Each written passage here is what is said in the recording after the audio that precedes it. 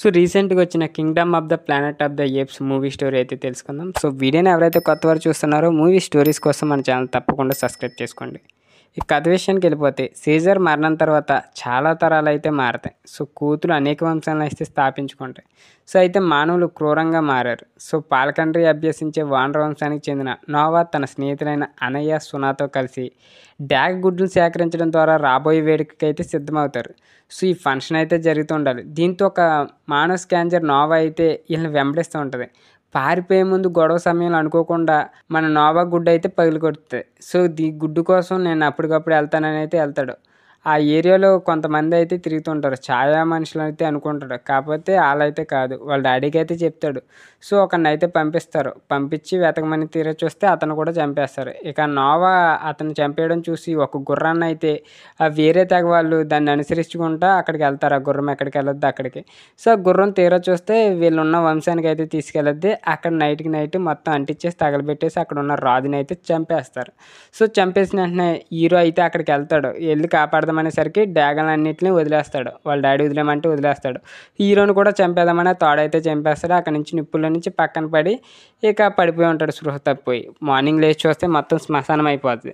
So తన తండ్రి చనిపోయాడు. ఇప్పుడు ఏం చేద్దాం, వాళ్ళ వంశాన్ని అయితే బానిసలుగా తీర్చుకొని వాళ్ళు వెళ్ళిపోతారు. సో ఎక్కడికి వెళ్ళారో తెలియదు హీరోకి. సో ఎలాగైనా మా వంశాన్ని నేను కనిపెట్టాలని చెప్పి వాళ్ళ నాన్న సమాధి చేశాక వాళ్ళ నాన్న ఏమో డాగలకి సామ్రాజ్య నాయకుడు. సో ఆ డాగలు అయితే ఒక సూచన అయితే ఇస్తుంది అటు వెళ్ళారని చెప్పి. సో ఆ సూచనతో అయితే మన హీరో అక్కడి నుంచి గుర్రం ఎక్కి బయలుదేరుతూ ఉంటాడు. సో వాళ్ళ వంశాన్ని ఎలాగైనా కనిపెట్టాలని. ఇంతలోనే మనకి ఒక తెలుసు కదా, ఈ బండకోత అయితే మనకి కనిపిస్తుంది. కనిపించి ఇక్కడ సీజర్ నాయకత్వ లక్షణాలన్నింటినీ చెప్పిద్ది. సో సీజర్ చాలా మంచివాడు, ఛాయ తెగతో చాలా అన్యోన్యంగా ఉండేవాడు. వాళ్ళు చాలా మంచిది. ఇదివరకు మనుషులు ఈ కోతులు ఒకేలాగా జీవించి అంటే మీకు కలిసి జీవించారంటే నువ్వు ఆశ్చర్యపోతావు.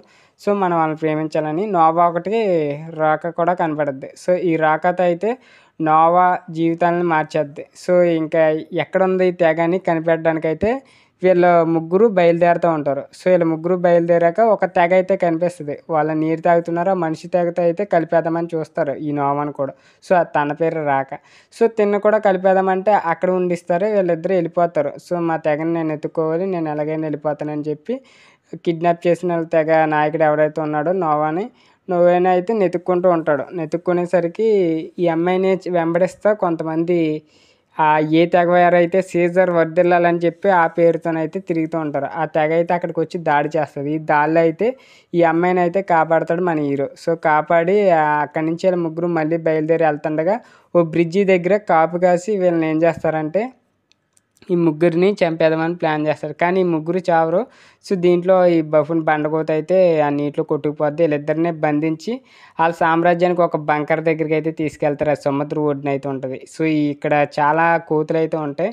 సో వీళ్ళ వంశాన్ని కూడా ఇక్కడ ఉంటుంది. సో అనియా సోనియా కూడా ఇక్కడ ఉంటారు. సో ఈ చూసి మనకు హీరో నోవా అయితే చాలా హ్యాపీ ఫీల్ అవుతాడు. సో ఇక్కడ తీరా చూస్తే స్టోరీ అయితే ఇక్కడ స్టార్ట్ అవుద్ది. సో ఈ బంకర్లో మర్మాయుధాలు మొత్తం అన్నీ ఉంటాయి. మారణాయుధాలతో సహా మొత్తం అన్నీ ఆ బంకర్లో పుస్తకాలు ఇవన్నీ ఉంటాయి. సో ఇది ఎలాగైనా ఓపెన్ చేసి మనం లోపలికి వెళ్ళాలని చెప్పి ఈ క్రూరమైన కోతి అయితే చూస్తుంది. ఇది సీజర్ది.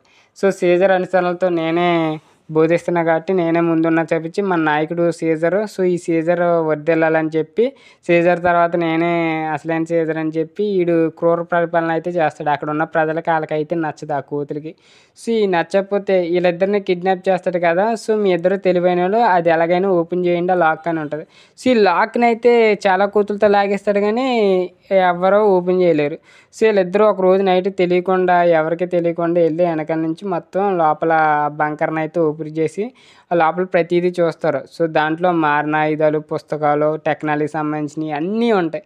సో శాటిలైట్ రీసెర్చ్ సెంటర్ మొత్తం అన్నీ దాంట్లోనే ఉంటాయి. అవన్నీ మానవ నిర్మితమైనవే. సో మానవులు ఇదివరకు ఉండేవారు కాబట్టి వాళ్ళు తయారు చేసుకున్నవి. ఈ స్వార్థంతో ఈ కోతి ఏం చేస్తుందంటే అవన్నీ నాకే దక్కాలి, ఆ జ్ఞానం కూడా నాకే దక్కాలి, సీజర్ అనుసరణతో నేనే ఉంటున్నా కాబట్టి ఇదంతా మన రాజ్యం అని చెప్పి ఆ కోతి ఏమో వీళ్ళని పరిపాలిస్తూ ఉంటుంది. సో దీంతో హీరోకి వీళ్ళకే మండి సో ఇది ఎలాగైనా ఇది దక్కితే క్రూరమైన పరిపాలన చేస్తాడని చెప్పి చెప్పి దాన్ని అయితే పేల్చేస్తారు ఆ బంకర్ని పేల్చిన వెంటనే ఆ సముద్రం ఒడ్డున గోడ ఉంటుంది కదా, అది బద్దలైపోయి వాటర్ అన్నీ వచ్చేసి దీంట్లోకి వచ్చేద్ది. దీంతో మన హీరో తన వంశానికి చెందిన వాళ్ళందరినీ కాపాడి పైకి అయితే తీసుకెళ్తాడు కొండపైకి. సో ఆ కొండపైన విలన్ గడి చనిపోయాడు అనుకుంటే ఈడు పైకి వచ్చేస్తాడు అనమాట. ఈ పైకి వచ్చేస్తే ఈయన ఎలాగైనా చంపాలనేసరికి లాస్ట్న వీళ్ళ నాన్న ఈ గరుడల్ని చూసుకునేవాడు కదా. సో ఈ డ్యాగలన్నిటిని ఏం చేస్తాయంటే ఒక సాంగ్ పాడితే ఆడి మీద దాడి చేసి వాడిని అయితే కింద తోసేస్తే చంపేస్తాయి. సో ఆఖరికి ఎలాగైనా వాళ్ళ వంశాన్ని మొత్తం అందరినీ బానిసలని చేసిన వాడిని చంపేసి తన రాజ్యానికి మళ్ళీ తీసుకెళ్ళిపోయి మళ్ళీ కొత్త రాజ్యాన్ని అయితే అక్కడ నిర్మించుకొని హ్యాపీగా జీవిస్తాడు. ఇక నుంచి అయినా మనుషులు ఈ ఏప్స్ రెండు కలిసి ఉంటే మంచిదని చెప్పి మన హీరో అంటాడు.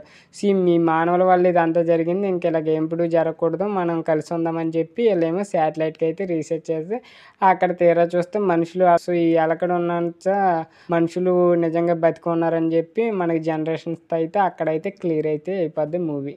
సో మూవీ అయితే బాగుంటుంది కానీ కొంచెం ట్రయాంగిల్ టైమ్ లైన్ అనే చెప్పొచ్చు. సో సీజర్ చనిపోయాక మూవీ అయితే అంత ఇంట్రెస్ట్ అయితే లేదు. సో నేరేషన్ అయితే ఎక్కువైపోయింది, చాలా ల్యాగ్ అయితే చేశారు. అడ్వెంచరస్ అయితే పెద్ద ఏమి ఉండదు కానీ నేరేషన్ అయితే ఎక్కువ ఉంటుంది, కొంచెం బోర్ ఫీలింగ్ ఉంటుంది. థియేటర్లో కూడా మనకి అంత క్వాలిటీ అయితే కనిపించలేదు నాకైతే. సో ఈ మీలో ఎంతమంది చూసారో కింద కామెంట్ రూపంలో తెలియజేయండి. వీడియో నచ్చితే తప్పకుండా లైక్ చేయండి. ఇలాంటి మూవీ స్టోరీస్ కోసం మన ఛానల్ తప్పకుండా సబ్స్క్రైబ్ చేసుకోండి.